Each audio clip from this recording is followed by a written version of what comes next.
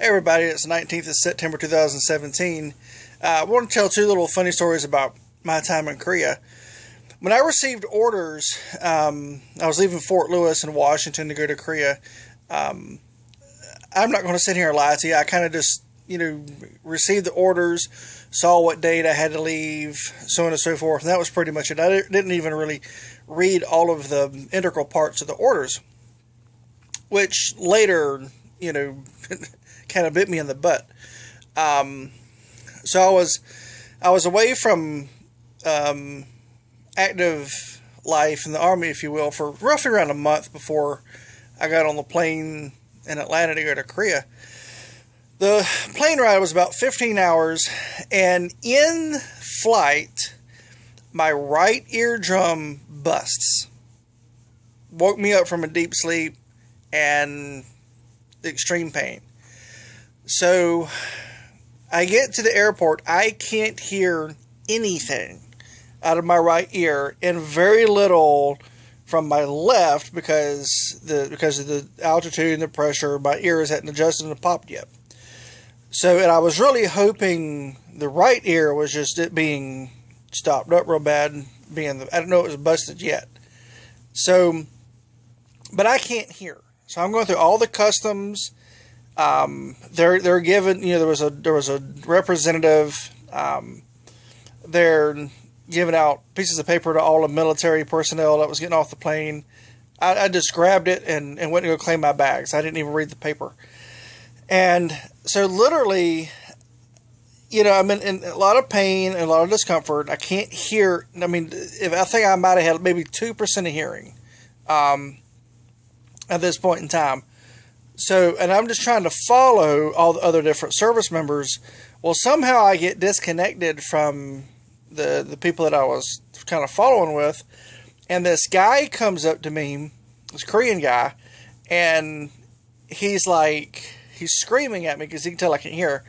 Was I a service member? And I'm like, oh, yes. I kind of finally understood what he was saying, and I said, yes. So he said, okay, you go with me. So we get into a cab. And I'm thinking, this doesn't seem right because typically the military would have something more organized. But I'm in a lot of pain, a lot of discomfort, a little bit disoriented because of, everything going on. And I'd lost track of the other service members that was arriving into Korea. So, here I am, and I'm going into this cab. So we're driving, and he stops at literally a 7-Eleven, Korean 7-Eleven, and he's motioning towards me. Okay, I need to get out with him, and I'm thinking, why am I getting out with him? So he takes me to an ATM machine, and I literally empty my bank account to pay for this cab ride. And so we end up, literally, I was like down to maybe $10 in my account. We took out as much money and converted it into Korean won as we could, or I was allowed. And so he drops me off at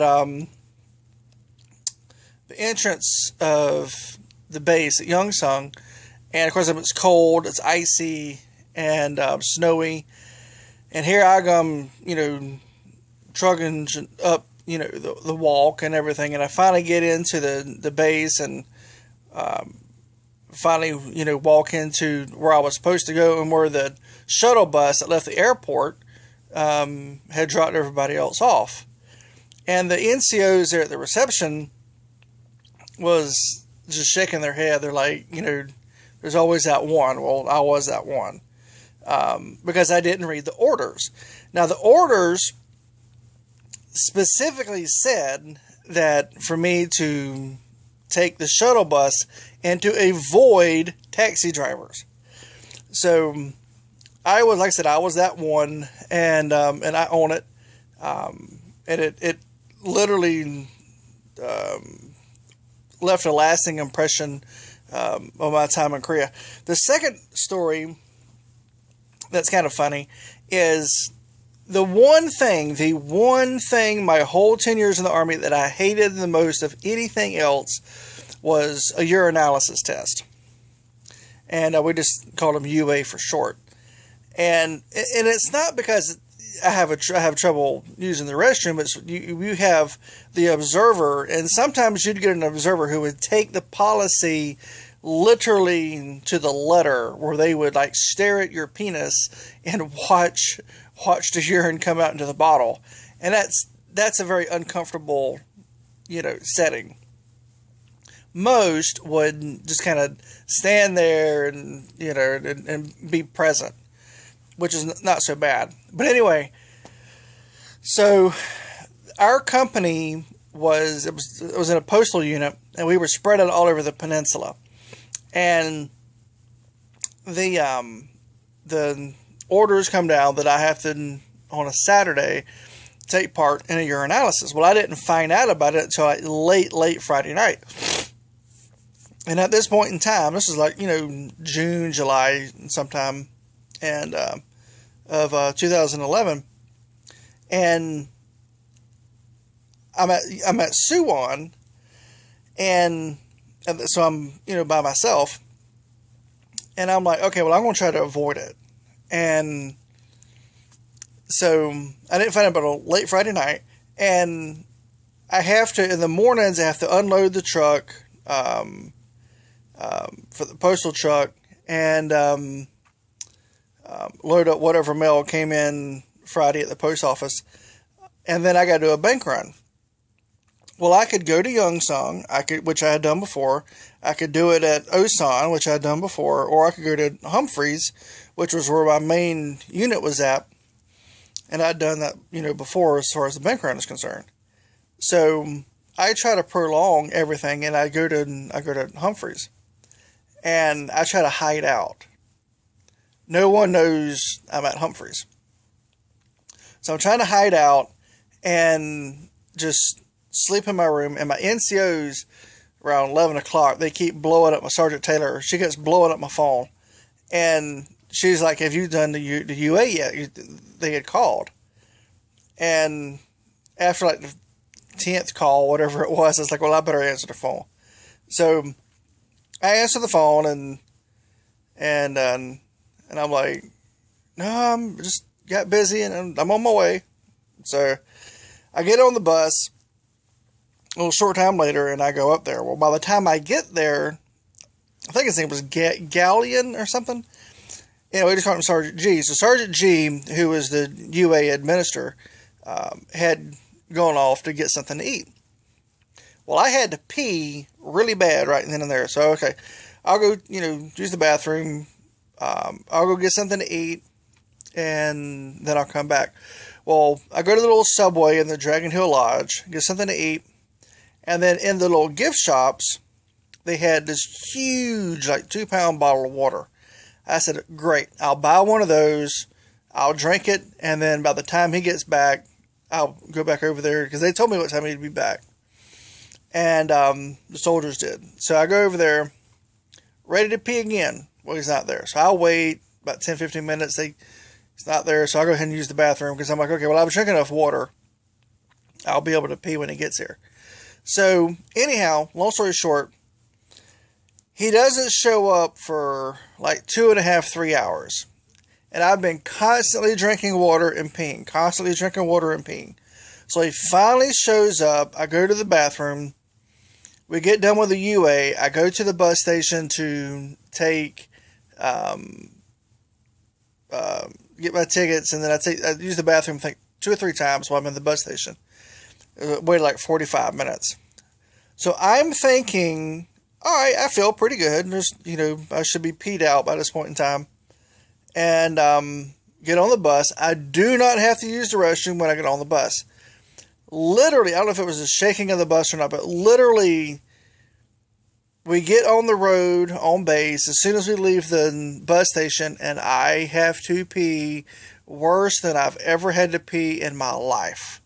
And I'm like, dear God, this is not going to work out too well. The good thing for me was the bus was half full, and there were two young ladies.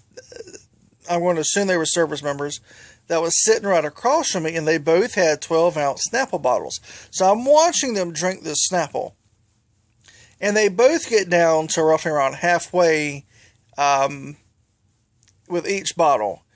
And I am literally, 30 minutes goes by, 45 minutes goes by, and I'm literally just about to make the decision to go ahead and piss on myself. And I look over at them, and I'm like, ask them, can I have your bottles? And they both look at me like with this real inquisitive look, like, why? And I'm like, well, I have to use the bathroom, and I'm going to go back to the back. They're like, oh, here's the bottles. So they give me the bottles. They kind of laugh. I laugh, and I go back there. And I, empty one into the other. And so I got a full bottle. And I'm just praying that what's left in me is less than 12 ounces. So, and sure enough, it was roughly around 12 ounces that I peed in the bottle. And I'm thinking, I felt great. I'm thinking, okay, good. This is a really, really good thing. And I felt fine. So I cap up the bottle, go back to my seat, and kind of, some silly small talk with the girls. And literally 3 to 5 minutes later, I have to pee worse than I peed before. Well, I'm out of bottles, and we're roughly around 30 minutes to Osan Air Force Base by this point in time. And I'm like, well, when we get there, I'm running off the base. Well, the bad thing about whenever you get on the Osan Air Force Base is it takes forever for the Air Force personnel to come check everybody in their ID cards and stuff on the bus. So we finally get done with that. We get to the bus station, and then, now it's around, somewhere around 8 o'clock at night. And I go into the bus station, and I go to the bathroom, and I stand at the urinal, and I swear I peed for 3 minutes straight. And I swear I did. And so anyway, I get done using the bathroom and go to where the ticket counter was, because I'm thinking, okay, well, my bus is gone. And it was closed.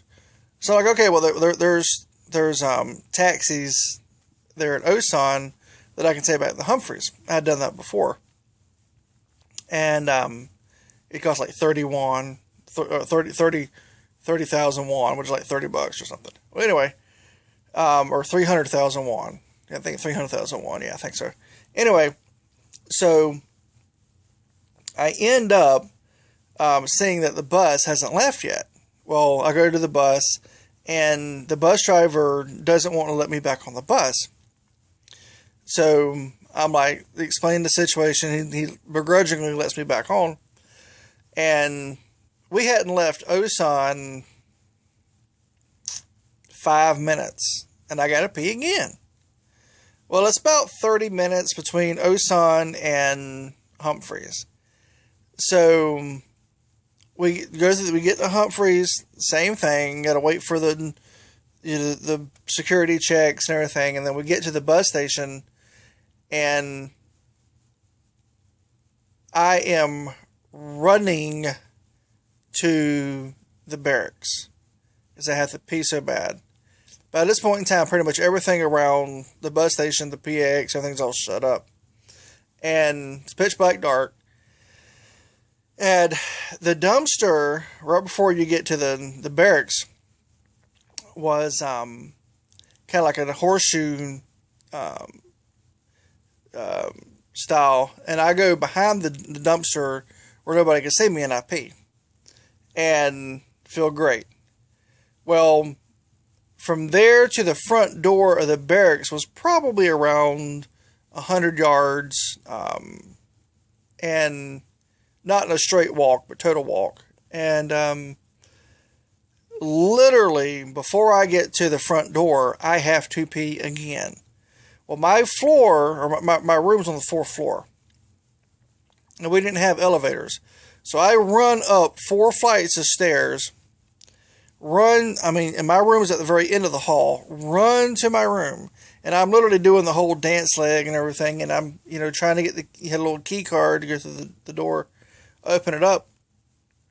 And, I finally get it to open. And literally, I get to the toilet and start peeing. And it was just nick of time, literally. And that it actually ended up being the last time I had to go to the bathroom. Well, I counted from the time I got to Youngsung to pee the first time to the time the last time I peed that night, 16 times to the bathroom. All of this was to avoid having to pee once because of an uncomfortable situation for a UA. Now, what did I learn?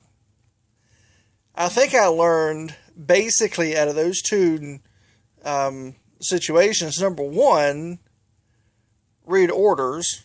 Number two, do what I'm told when I'm told, when to do it.